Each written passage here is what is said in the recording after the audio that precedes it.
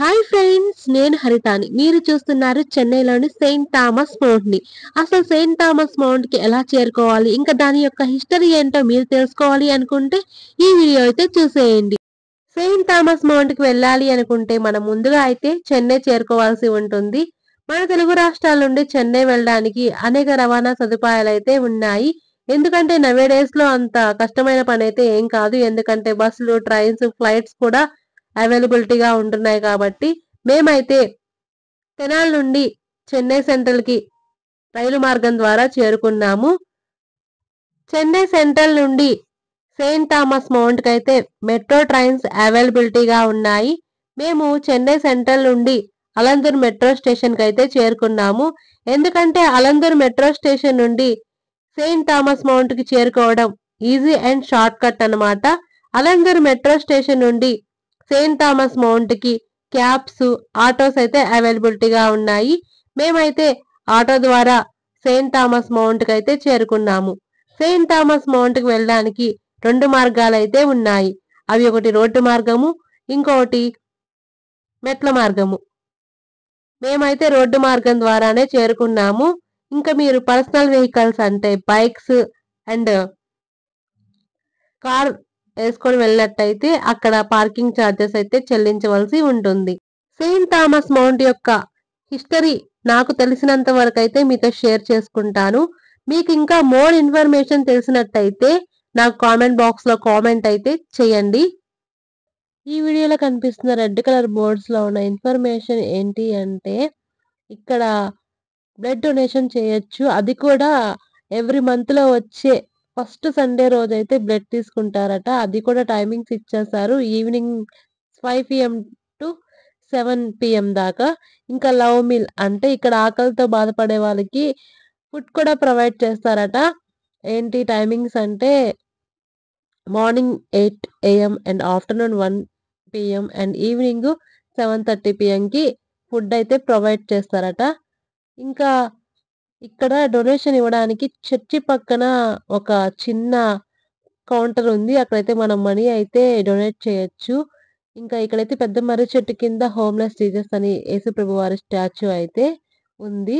ఇంకా Saint Thomas గారి గురించి తెలుసుకోవడానికైతే ఇక్కడ Saint Thomas information centre museum అని చిన్న మ్యూజియం లాంటిదైతే ఉంది.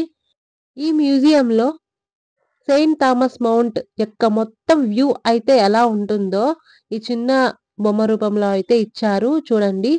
ఇంకా అంతేకాకుండా ఈ చర్చికి సంబంధించిన కొన్ని వస్తువులు అంటే ఓల్డెన్ డేస్‌లో యూజ్ చేసి ఉంటారు కదా! ఆ వస్తువులైతే ఇక్కడున్నాయి.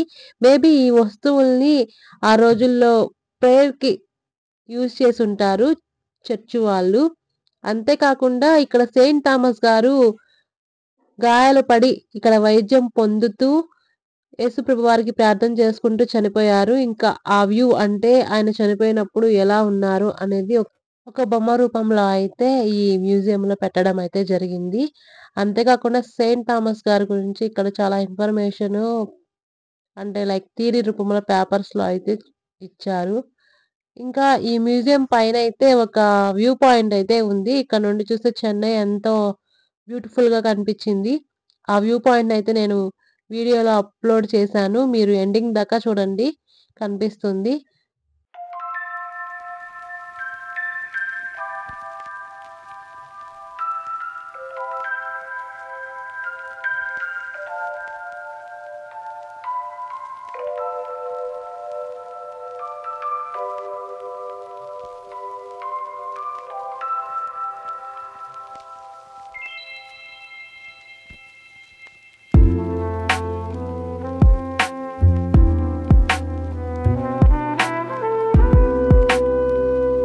ఇంకా ఈ ప్లేస్ అయితే మ్యూజియం పక్కన ఉన్న రూమ్ అనమాట. ఇక్కడ రాసుంది బోర్డ్‌లో ఏంటంటే this is a holy place. ఈ place to prayer to and meditation అని. అంటే ఇది ఎంతో పవిత్రమైన ప్రదేశము. ఇక్కడ ధ్యానము అండ్ ప్రేయర్ చేసుకోవచ్చు. అంటే ప్రార్థన చేసుకోవచ్చు అని ఈ బోర్డ్‌లో అయితే రాసి ఉంది.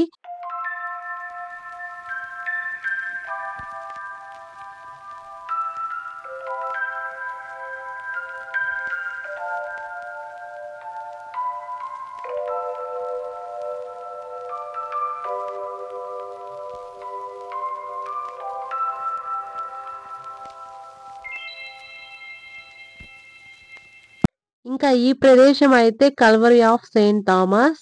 అంటే ఇక్కడ సెయింట్ థామస్ గారు గురించి అయితే తెలుసుకోవచ్చు.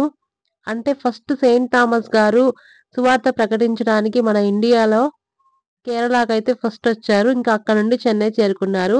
చెన్నైలో కూడా చాలా మందికి సువార్త ప్రకటించి ఎంతో మందిని యేసు రక్షణ పొందే విధంగా చేశారు. ఇది జీర్ణించుకోలేని కొంతమంది వ్యక్తులు ఆయన ఒక చిన్న మౌంట్‌లో ఒక కేవ్‌లో ప్రార్థన చేసుకుంటూ ఉండగా ఆయన్ని వచ్చి బల్లాలతో పొడి చేశారనమాట. ఆ పొడిచిన ప్రదేశాన్ని ఇప్పుడు లిటిల్ మౌంట్ అని పిలుస్తున్నారు. ఇంకా అక్కడి నుండి సెయింట్ థామస్ గారు తప్పించుకొని పరంగిమలై అనే కొండ మీదకైతే వచ్చి వైద్యం పొందుతూ యేసుప్రభు యొక్క ప్రార్థనలో అయితే మరణించారు.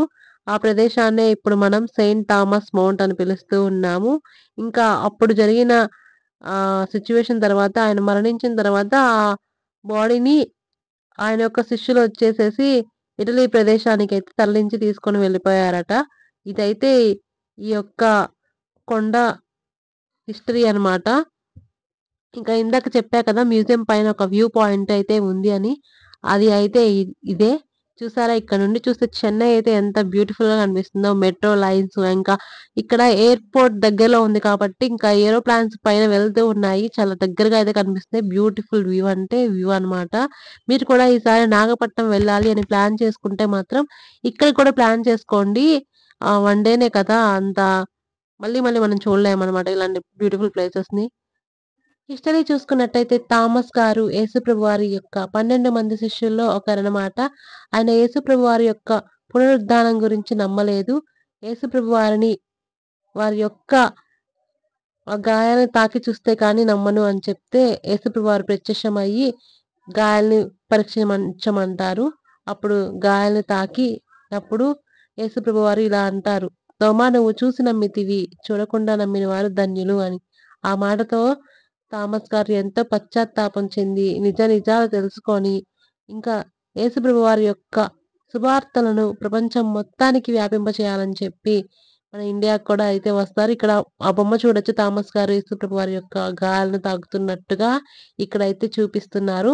ఇంకా చర్చ్ అయితే ఇలా ఉంటుంది. టైమింగ్స్ వచ్చేసరికి మార్నింగ్ 7 AM నుండి నైట్ 7 PM దాకా అయితే ఉంటుంది ఈ చర్చ్ అనేది. మేము వెళ్ళినప్పుడు కన్‌స్ట్రక్షన్ ఏదో బాగోగులు చేస్తూ ఉన్నారు చర్చికి. అందుకనే కొంచెం ఇలా ఉంది. ఇంకా ఈ వీడియో గనుక మీకు నచ్చినట్టయితే అండ్ ఇన్ఫర్మేషన్ కూడా నచ్చినట్టయితే వీడియోని లైక్ చేయండి. ఛానెల్‌ని సబ్స్క్రైబ్ చేయండి. ఇంకా షేర్ కూడా చేయండి. Thank you for all and అందరికీ కూడా advance happy Christmas. Thank you for all.